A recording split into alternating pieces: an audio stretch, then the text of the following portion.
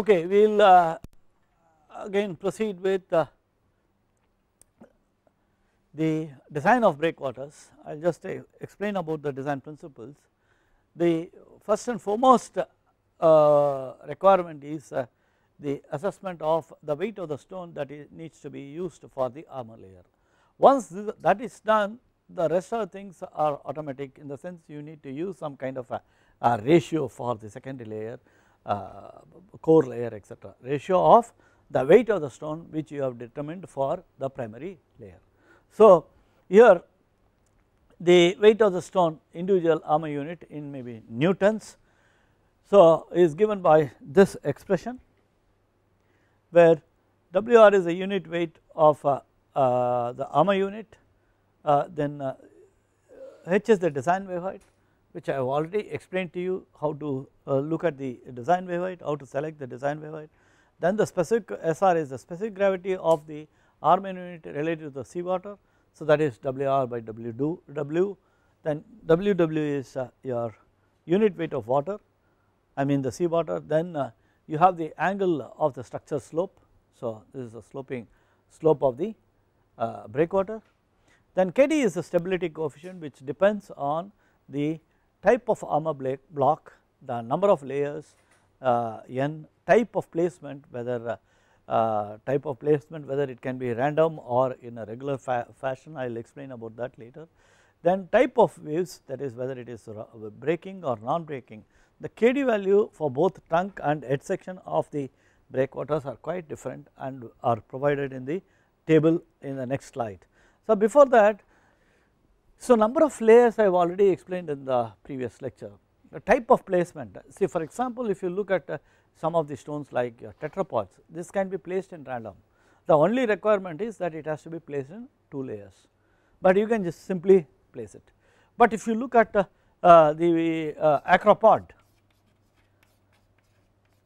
so you cannot place this in a random, it has a regular way, a specific way of placing the armor unit, and it is a single layer. So if you do not follow the procedure laid down for placing the acropod, we are in for trouble. So normally, so it is up to the individuals or the people who want to have the breakwater, whether they want to go in for tetrapod or acropod. So there are a wide number of parameters which need to be looked into for allowing you or for deciding on which armor unit you would like to use. Suppose if you want to have an acropod unit to be placed again in an island, then it becomes a problem, because you need to have skilled labor, sophisticated constructional equipments, and maybe someone who is quite experienced in placing procedures, etc. So in such cases the usage of acropod may be questionable. I am not singling out, I am not trying to discard acropod. Any layer, any armor unit which has a specified method of placing has to be carefully looked into if you are planning for a remote area for breakwaters. Okay. Whereas the rubble mount or natural rock or even the tetrapod is just, you need to know how it has to be fabricated, then it is just going and putting it. Only guideline is that it has to be laid in 2 layers. So this is very important. So and as I said earlier, you have the trunk and the head. So trunk portion, normally the waves are approaching this trunk like this, whereas here the head is approached like this, the waves from all the directions. So you have a flatter slope, which I have already explained. So when you have a flatter slope, naturally what will happen, see, look at the where the breakwater slope is coming here, called alpha, right. So if the slope is flatter, what happens? Slope is flatter, the weight stone can be smaller, okay, the weight can be less. and vice versa. If you want to have a steep slope, the weight has to be more. Okay. So these are some of the guidelines which you need to have in mind. So if you have where in a location where you do not have you have moderate size rocks, then and you would like to make use of those rocks, then probably you can think of going in for a flatter slope. So these are all some of the options which need to be considered when you are in the planning stage of thing. So you have armor unit Hudson's formula and Vandermeer's formula. So wherein here in this case I have shown the expression for weight. So here it is mass. So I am putting here mass, and Kd is a usual thing, and then this is the relative density underwater. So this is given by this. So this is what you have. So in the case of Vandermeer's formula, so what he has done is he has considered the type of braking also into account. So I suggest that you refer to some of the books like the Coastal Engineering Manual, etc., for other details. I am just giving only a kind of an introduction to this. Vandermeer formula can be used for situations where your breakwaters are filled with rocks, are formed by rocks. So in such case you have two equations or expressions for the stability number, which is given as for plunging breaker. This is what you will have for the stability number, and then this is the for the surging breakers.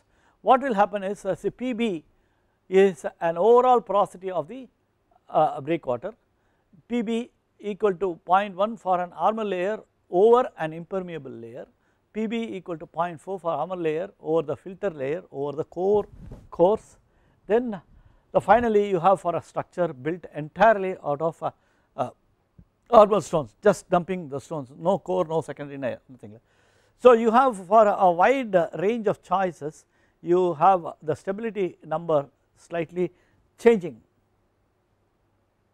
So here in this case, this surface similarity parameter, we have already seen that surface similarity parameter is nothing but tan beta, that is the slope of the structure divided by square root of, okay. So which means that in the stability number, in the earlier case you see that there is no wave period coming into picture at all in the Hudson's formula, but in the Vandermeer's formula this is accounted for, that is the wave period is accounted for. That is a major difference between the Hudson's formula and the Vandermeer's formula. So then you can also consider in this the number of waves. So number of waves normally when you use for usually they consider as for 1000 waves. So what does that mean? That is cumulative effect or cumulative action of about 1000 waves. What is the status of the breakwater? It is very easy in the lab. You have a breakwater formed by this procedure, you have arrived at the weight, etc., you have formed the breakwater.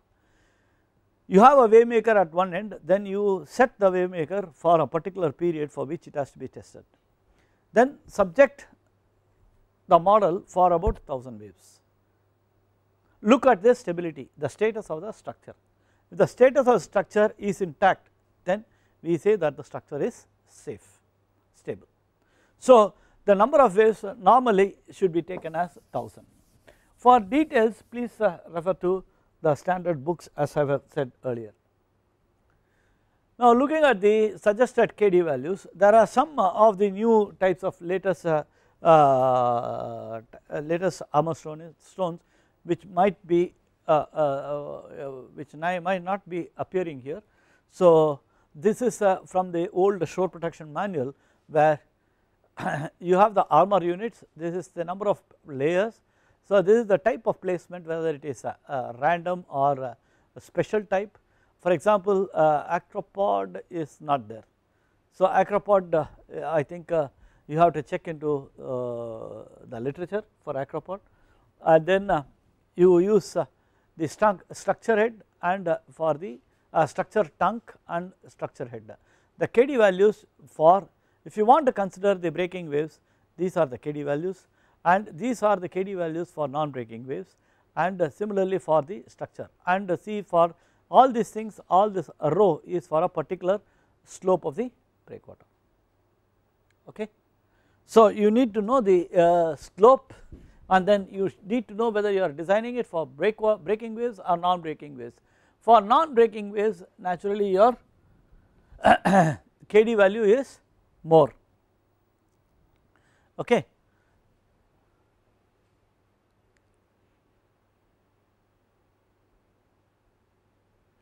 Now once you have decided the weight of the stone, then weight of the underlying units can be calculated. For example, for the weight of the core, the weight can be varying between W by 200 to W by 4000, whereas the weight of the individual unit for toe can be around W by 10, and then weight of the secondary layer W by 10 to W by 15.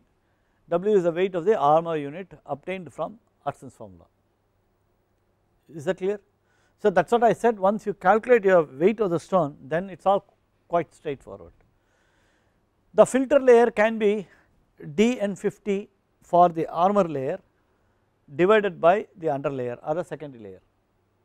This ratio should be between 2 to 2.2 to 2.3. These are all the guidelines which you need to take care. Now calculation of the different other parameters, for example the crest width. The crest width of the breakwater, usually for commercial harbors it is taken as 8 meters, and for fishing harbors etc. Minor ports they go in for about 4 to 5 meters. So this is a general guideline which you can use, but the breakwater width can be calculated as shown here, where n is equal to 3 is recommended minimum, L is K delta is the layer coefficient which we will see later, and then W is the armor layer weight, and then this is the mass density of the armor unit. So toe, for the toe, the width of the toe can be again calculated as shown here for the toe width, and n equal to 2 for the toe height. The same procedure used, so you can calculate the toe width. So in general the toe width is kept as at least 3 meters. Okay. So this layer coefficient can be obtained from this table, where you have the different cases where you have the different types of armor unit, then the number of layers, then placement method, then this is the layer coefficient which is provided here, and then the percentage of, I mean the porosity in percentage is also given in the last column. That would give you an idea concerning what is the kind of porosity you may expect when you use the different types of armor units. Okay. The most widely adopted stones are quarry stones, dolos, tetrapods, then cubes, then corlock, I think mostly these things, and I think you should look into the literature. So crest elevation, so you understood the crest width and the toe width, there are some guidelines which you need to follow, and using all these factors have been discussed. So you have to calmly design the breakwater cross section. So concerning the run-up calculation, run-up calculations are made using the graphs as shown in the subsequent slides. So it has to be, it is calculated based on H by GT and D by H. So obtain a correction factor for a given slope, that is from this one, and then run up is actual run up. See, for example, you interpolate from the graph 1 to 3 to obtain R by H. Okay. So for a particular slope and this one, so slope is fixed, and for a particular value of these values you calculate your run up, and then finally what you do is you get the run up value, but you adopt a correction factor k, and then you have to add up the mean the maximum highest high water, highest high water plus the run up as per the calculation plus a storm surge. Storm surge may be 1 meter, or it depends on the site, 1 meter, 0.5 meters, or whatever it is, and then you have to include what is the maximum highest high water. So this is very important to decide whether you are going to design it as a overtopping structure or a non overtopping structure. So here it is. So the wave run up for smooth impermeable slopes are given here, slope is given here. So this is the h by gt square. So this is r by h naught prime. So you can use this value. So you calculate this parameter and you know the slope, so you can get this value. Okay. So then smooth and impermeable slope for 1:10, and then smooth and wave run up for on smooth and impermeable slope for this factor ds by h naught equal to 2. And I suggest there is one manual which is called as Eurotop manual, which is exclusively for overtopping and wave run up. So if you try to Google it for this, you have a manual available, you can freely download, which gives the latest informations about on this important aspect. Okay. So I do not want to go into the details of wave run up, because so many there is a major European project that was carried out for considering these two aspects. So I suggest you have a look at it. So you also, once you calculate the run up from that, then use for a particular slope you can get the correction factor, which has to be multiplied by the run up which you have evaluated based on the earlier figures, and that run up has to be added to the maximum highest high water line or high water plus the storm surge. That gives you the crest elevation. So this is the MSL. So maybe this is the run up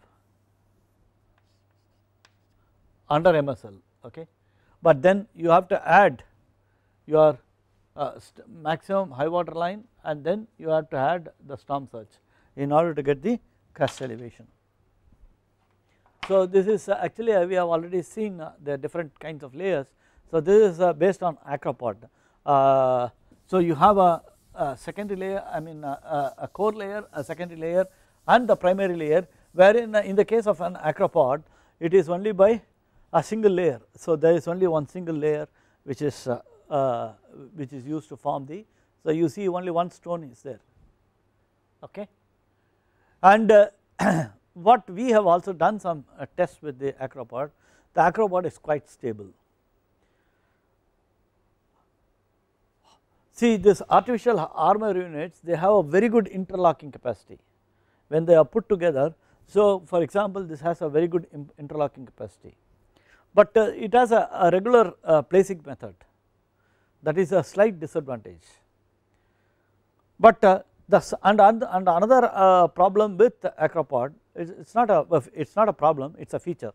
Another feature is the surface is not that rough as compared to a tetrapod. So when we did the experiments with tetrapod and acropod in the department, we found that acropod has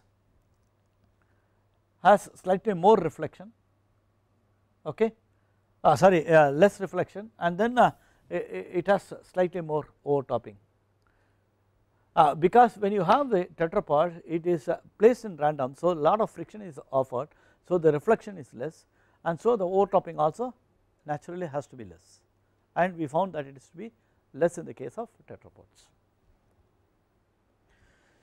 So this I am showing this is another type where you used Dolos.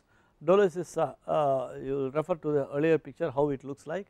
So Dolos is shown here, So just give me a second. No, so I forgot to bring a model. Okay, so maybe I show you the models later.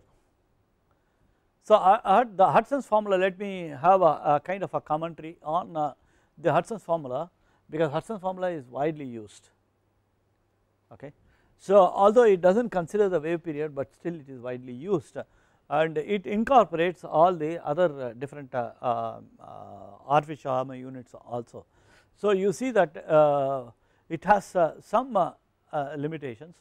So for that is one with respect to the slope. Okay, then the wave period is not considered. The water depth at the toe, if it is greater than 1.5 h, then the crest elevation should be higher than the run up, that is for sure, independent. So it does not consider the storm duration, and finally no friction is regarded, it does not consider the friction either. So but it is an empirical formula, but still it is widely used. But people say that it is giving a slightly overestimate for the weight of the stone. Okay, but then you can also argue whether the wave height, we are not using the maximum wave height, we are using only the significant wave height. So there are some kind of a discussion going on even now, but still in spite of all these things we still go use the Hudson's formula, and so it is not possible to give a definite KD value due to reasons, because KD value is there in the Hudson's formula, but you have to have the KD value which will have to depend on the interlocking between the armor units, between the layers, then function type of the armor unit, type of structure, slope and extent of armor layer, and then degree of acceptable damage. See, normally the acceptable damage, you can have a damage up to 5%. I will come to that later, okay, when we look at the physical modeling of breakwaters. So for example, in the case of a cube, percentage of damage, if it is 0.5, the KD will be no, if the percentage damage is 5, then the KD value can be up to 14. So the toe protection is extremely important, and I will just move on to the next slide, which shows the toe protection. Toe protection remains stable under wave action and load from armor unit, follow changes in the bottom profile, that is due to longshore current. It has to take care of that, because it is there can be changes near the toe near the tip of the breakwater. There are two types of toe protections, and one is the exposed toe and another is the excavator toe. So this is the conventional excavator toe, that is they dig, remove the sand and then build it as shown here. So as you can see here, they build the whole thing, and then these are the with n equal to for toe width and n equal to 2 for toe height, as I have discussed earlier.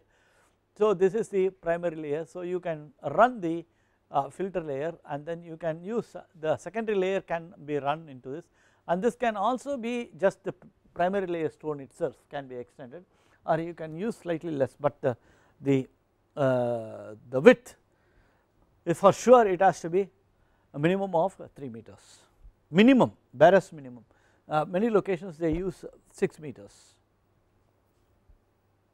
So this is without any excavation. So wherein you have the primary layer, then the filter layer extended, then you have stones of either the primary layer or something in between the primary layer and the secondary layer, and again here the toe is, has to be about 6 meters, but you have a conventional method of calculating the toe height and the toe width. Is that clear?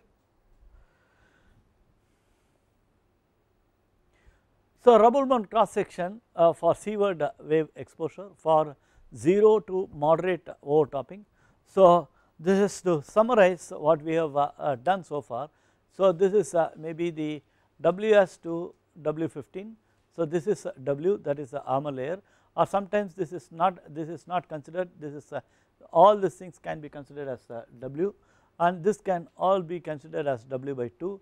Instead of just this alone, you can also consider this as W by 2 provided, but here you see that there is with 0 to moderate overtopping. Suppose if you allow moderate overtopping, then there may be some problem here, and that is the reason why you have the W itself extending at least for certain distance on the lee side. Okay. If there is no overtopping allowed, then you can still replace this darker one, the entire thing, by W by even W by 2, okay, but not W by 10. W by 10 if you want to have, then it has to be far below, because when the waves fall onto this, this is the area which is quite important, that is the distance of about minus h minus the wave height from the still water line. So if this height is approximately up to this is one wave height, then you can have beyond this W by 10. That gives you an idea that beyond that the overtopping may not have much of effect, you understand. So once you design it, it is always better you check with physical modeling before you go into the field. And the core layer also worked out, all these things are, all these details are given in this. Next, this is the rubble mount structure, 0 to recommended, this is 3 layer structure. This is another typical cross section where you can use this as a base for your design of your breakwater. So as I said, I have already indicated you how to calculate W, that is what is very important, because if you look at the cross section, just you need to draw a picture, but only thing is you need to have the weight of the stone, that is the only thing which is very important. So looking at the figure, you can make the whole thing on your own, okay. Is that clear? And this is again for moderate overtopping, and this needs a lot of experience also, because there are, when do you consider the overtopping, when do you do not know, it also depends on the importance of the project. See, certain projects you do not need to have, you should not have even a small degree of overtopping. A certain significant overtopping can be allowed. For example, there are some reef breakwaters, it will always be submerged. So all these things you have to look into the details in some selected reference which are given at the end of the lecture. So this is again with moderate overtopping, rubble mount wave exposure. So all these things, there are different types of combinations which you can think of using. Again, for although the Hudson's formula is widely used in the design of breakwaters, a variety of formulas are available in literature. A list of formulas used are given here. So this has been used in Spain. So this is used in United States. This has been used in France, Sweden, Norway, Soviet Union. So many formulas are there. So it is all available in the lecture material. You can have a look if you are really interested in knowing more about the formulas.